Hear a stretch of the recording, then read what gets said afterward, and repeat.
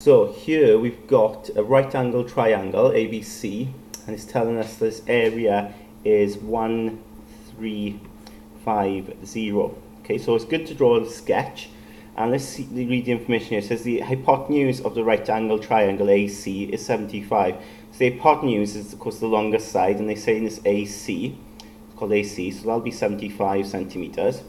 And the perimeter is 180. Okay. Given that AB is X, so if I obviously then call that B, this will be X, and BC is Y, so put Y there.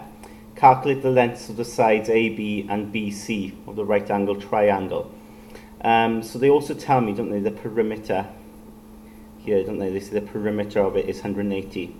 So let's just use these formulas here to help us. Now, with the area, don't forget with the area of a triangle, it's base times height divided by 2, isn't it?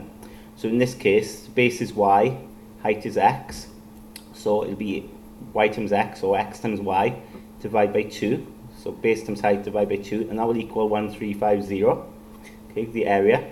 Now what I can do to make it nice, I can take the 2 up there and times, so I end up having xy equals 2700. I think that makes sense there. The perimeter, it says, is 180. So remember, the perimeter is the distance all the way around. So if I add those distances, x plus y plus 75, all of that will equal to what it says, 180. Okay, fab.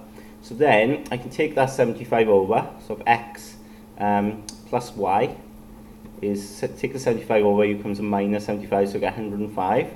And now you can see I've got simultaneous equations, yeah?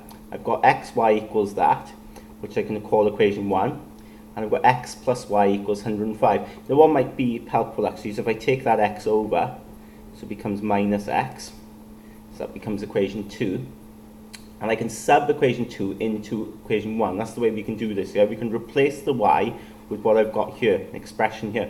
So I can say, look, sub 2 into 1. Okay, so we've got xy, so that'll be x. Now y becomes this. Okay, equals 2700. Okay, multiply out the bracket, so I get 105x minus x squared, 2700.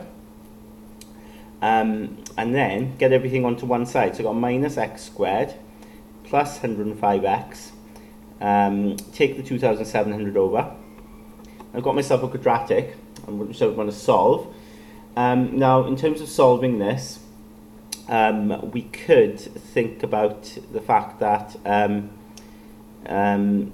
we've got minus here, sorry, to start with. We need to change that to make simple signs. We've got x squared minus 105x plus 2700. So we change the signs, yeah, that's the sensible thing to do. So we've got a positive there. And then we'll have 2 brackets.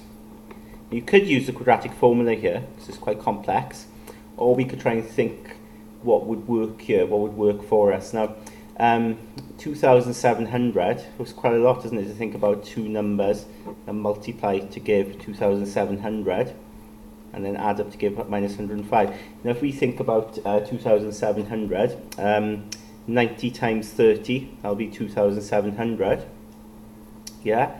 Now if the other approach I could do is doubling the 30, 60, and halving the 90, 45. That works, right? That's one way of doing it. Because I know 90 times 30 is 2700. 90 and 30 won't add up to 105.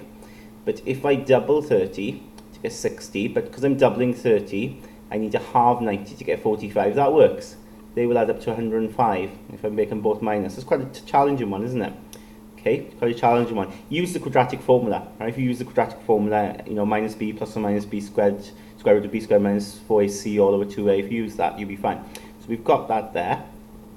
Okay, so we've got then x minus 45 is 0, or x minus 60 is 0. So that means x is 45 or x is 60. And you know, you can sub that then into y to